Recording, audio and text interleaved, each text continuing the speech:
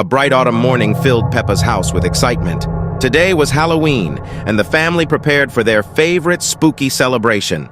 Peppa and George carved pumpkins with Daddy Pig. The jack-o'-lanterns grinned with sharp, menacing teeth that seemed almost too realistic. Mummy Pig decorated the house with fake spider webs and plastic skeletons. But something felt different this year. The decorations moved slightly in still air. The family dressed in their Halloween costumes. Peppa wore a witch hat, George became a little ghost, and their parents chose vampire outfits. As evening approached, strange fog rolled through their neighborhood. The jack-o'-lanterns began glowing with an eerie, unnatural orange light that pulsed like heartbeats. Peppa noticed their carved pumpkins' expressions had changed. The smiles became wider, more sinister, and the eyes seemed to follow her movements around the room. During trick-or-treating, the children knocked on doors but found only empty houses. No lights were on, yet candy appeared mysteriously in their bags. George's ghost costume began floating on its own, lifting him off the ground. His frightened squeals echoed through the empty streets as he drifted higher. The plastic Halloween decorations came alive. Skeleton hands reached out from fake graves, and rubber bats flew in circles around the terrified family. Daddy Pig tried to remove his vampire costume, but the fangs had grown into his real teeth. His reflection disappeared from windows and mirrors. Mummy Pig's witch hat wouldn't come off her head. She began speaking in ancient languages she didn't understand, casting spells against her will. The jack-o'-lanterns started moving by themselves, rolling through the streets and surrounding the family with their glowing, evil grins. All the neighborhood children had vanished. Only their empty costumes remained, walking around like ghosts searching for their missing owners. The family realized they were trapped in an endless Halloween night. The sun would never rise again, and they would remain in costumes forever. George floated higher into the dark sky, becoming a real ghost. His body faded away, leaving only his voice echoing from the clouds above. The jack-o'-lanterns revealed their true nature as ancient spirits. They had been waiting centuries for Halloween to become powerful enough to take physical form. Daddy and Mummy Pig transformed completely into their costume characters. They lost their memories and humanity, becoming actual vampires and witches forever. The evil Halloween spirit spread throughout the world. Every carved pumpkin became a portal for darkness, and every costume became a permanent transformation. Years later, new families celebrated Halloween, unaware that their innocent decorations and costumes would trap them in the same eternal nightmare. A peaceful morning filled Peppa's neighborhood with children playing and families enjoying their daily routines. Everything seemed perfectly normal until strange reports began circulating about people mysteriously vanishing without any trace. The first disappearance happened to Pedro Pony, who was last seen playing with a new brown fluffy toy called Labubu. His parents found only his empty bedroom with small brown fur scattered across the floor. Rebecca Rabbit vanished next, followed by Candy Cat and Danny Dog. The town became filled with worried parents searching for their missing children. Police investigations found no clues, only brown fur left behind in each empty bedroom. Peppa's family remained unaware of the danger when Daddy Pig brought home a brown Labubu toy from the store. He proudly presented it to Peppa and George, thinking it would make them happy. The children were immediately drawn to the adorable creature with its big innocent eyes and soft fuzzy texture. Strange things began happening around the house after Labubu's arrival. Doors would creak open by themselves, shadows moved independently, and cold drafts appeared in warm rooms. Mummy and Daddy Pig noticed their children becoming obsessed with the toy. Peppa and George would whisper to it, stare with glazed expressions, and refuse normal family activities. The children's behavior grew disturbing. They stopped eating meals, claiming the Labubu toy provided nourishment through their dreams. Their skin became pale with sunken eyes. Susie Sheep visited but left immediately after seeing the strange toy. She felt overwhelming dread whenever she looked at Labubu's unblinking stare and permanent smile. At night, eerie sounds echoed through the house. Soft scratching noises came from walls, muffled whispers from empty rooms, and tiny footsteps across floors. Daddy Pig tried removing the toy, but it mysteriously reappeared by morning. No matter where he hid it, the toy always returned to the children's room. The children's eyes began changing color, shifting to the same dark brown as the Labubu toy. Their voices became monotone and emotionless. Mummy Pig discovered that neighborhood families had vanished overnight. The rabbit family, cat family, and dog family had all disappeared, leaving only empty houses. Peppa and George started sleepwalking together, moving in perfect synchronization during dark hours. They would stand motionless in the garden, staring at the moon. The Labubu toy grew larger and more menacing each night. Its innocent smile appeared sinister. Eyes glowed with otherworldly light, and brown fur became darker. One morning, Grandpa Pig found the house completely empty. All doors were open, furniture overturned, and brown fur scattered throughout every room. The entire pig family had vanished without trace, just like all other families. Only their empty house remained as evidence they had ever existed. Months later, new families moved into the abandoned houses. Children began finding Labubu toys appearing mysteriously in their bedrooms, and the cycle started again. The town became a place where no children played outside, families lived in constant fear, and brown Labubu toys continued their endless harvest of innocent souls forever. A sunny morning fills Peppa's house with familiar laughter and joy. Peppa and George play in their bedroom while Daddy Pig reads newspaper downstairs. Mummy Pig prepares breakfast in the kitchen, humming her favorite tune. Everything seems perfectly normal in their cozy little home. Strange green mist seeps through the kitchen window as Mummy Pig cooks. The mist swirls around her feet, unnoticed and silent. Mummy Pig continues cooking, but her movements become slower and more mechanical. Her cheerful humming gradually fades into an eerie silence. Peppa bounces down the stairs calling for breakfast with George following behind. They enter the kitchen expecting warm pancakes and Mummy's bright smile. Instead, they find Mummy Pig standing motionless, staring at the wall. Her eyes have turned a pale, cloudy white color. Peppa and George scream as Mummy Pig lurches toward them with jerky movements. Daddy Pig quickly grabs the children and rushes them upstairs. They lock themselves in the bedroom while strange groaning sounds echo. Mummy Pig's footsteps shuffle heavily on the stairs below. The family huddles together as Mummy Pig pounds on the bedroom door. Grandpa Pig arrives in his car, honking the horn frantically outside. Through the window, they see other zombie neighbors wandering the streets. Daddy Pig creates a rope from bedsheets to escape through the window. Peppa and George climb down carefully while Daddy follows behind them. The family runs to Grandpa Pig's car as zombie neighbors approach slowly. Grandpa Pig drives them away from the infected village quickly. At Grandpa's safe house, they discover a cure in his medicine cabinet. The green antidote glows mysteriously in a small glass bottle. Daddy Pig realizes they must return to save Mummy Pig. Despite the danger, love conquers their fear of the zombies. They return to find Mummy Pig collapsed in the garden, weak. Daddy Pig carefully gives her the glowing green antidote medicine. Slowly, her normal pink color returns and her eyes clear. Mummy Pig awakens, confused but completely back to normal again. A sunny morning fills Peppa's house with familiar laughter and warmth. Peppa and George play in their bedroom, the bunk bed standing against the wall with George below and Peppa above. Mummy Pig cooks breakfast in the kitchen while Daddy Pig reads his newspaper in the living room. Everything seems perfectly normal, but a subtle tension hangs in the air like morning mist. Peppa jumps in muddy puddles outside, her usual joyful squeals echoing through the garden. But something feels different today. Her jumps are more aggressive, more violent.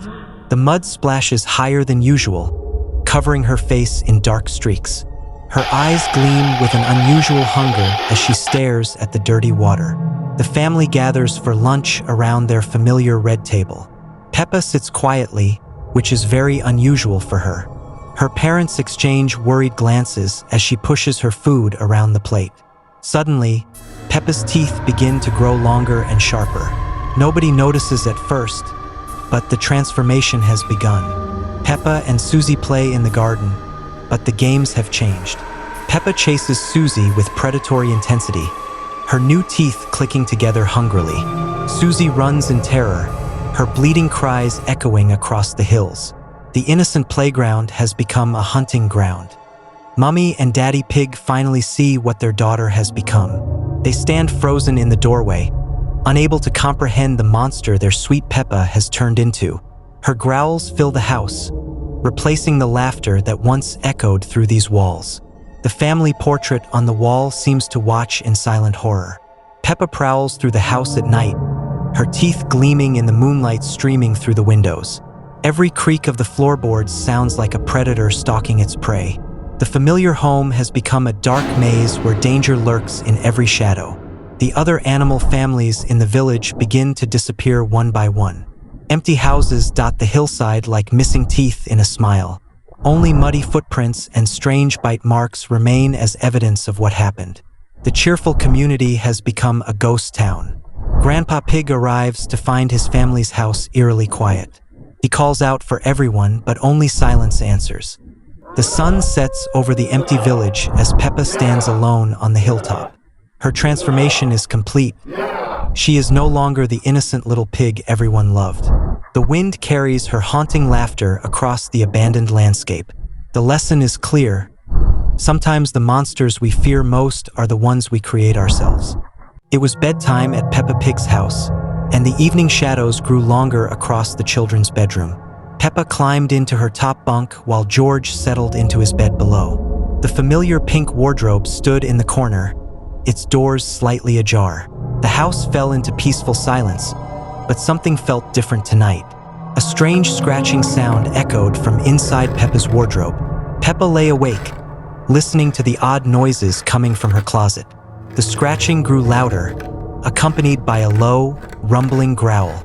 She pulled her blanket over her head, hoping it was just her imagination.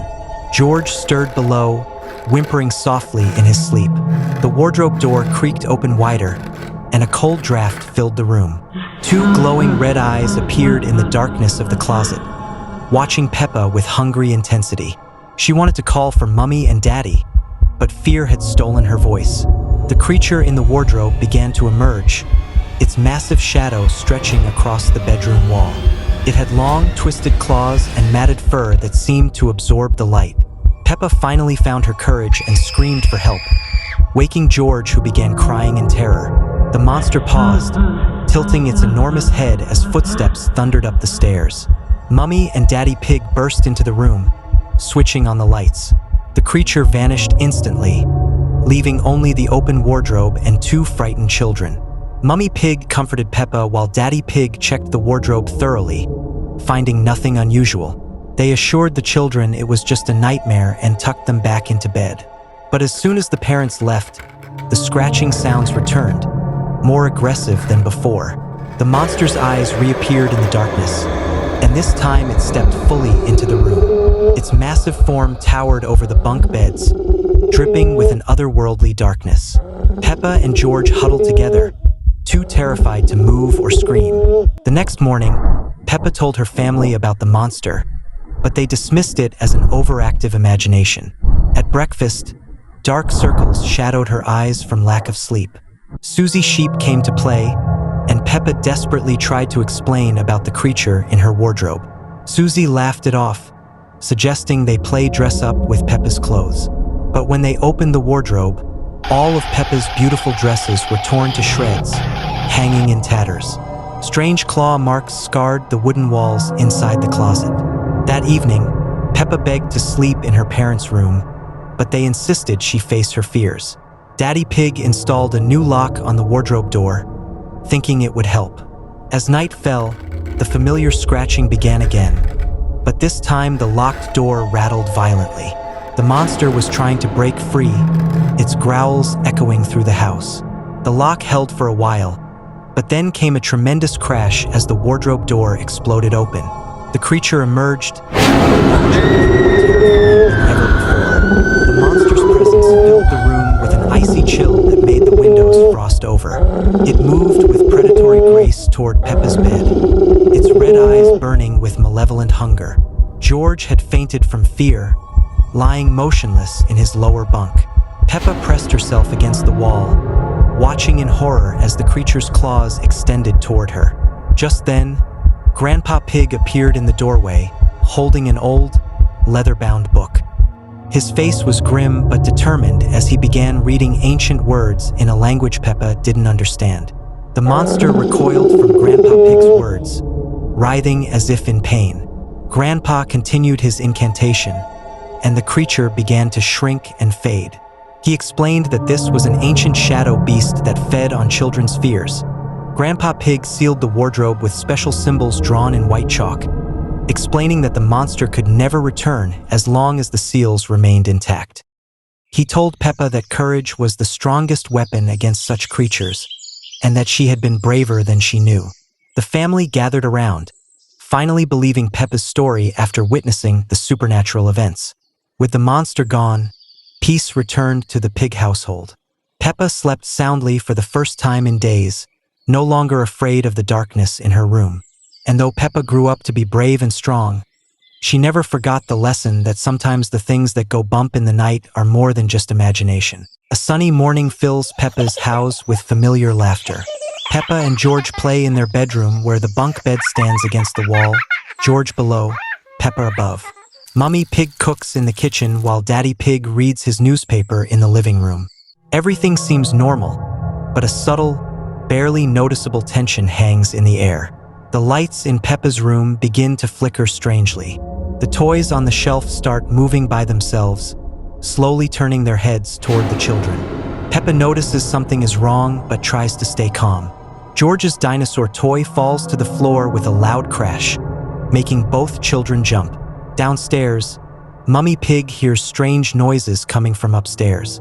The kitchen lights dim and brighten repeatedly. Plates and cups on the counter start rattling without any wind. She calls for Daddy Pig, but her voice sounds hollow and distant in the suddenly cold house.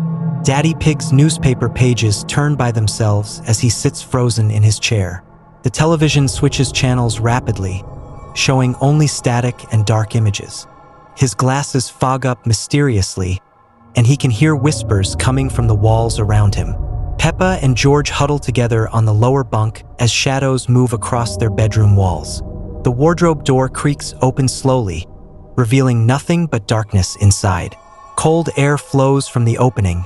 Both children shiver as their breath becomes visible in the suddenly freezing room. The family gathers in the living room, all looking pale and frightened.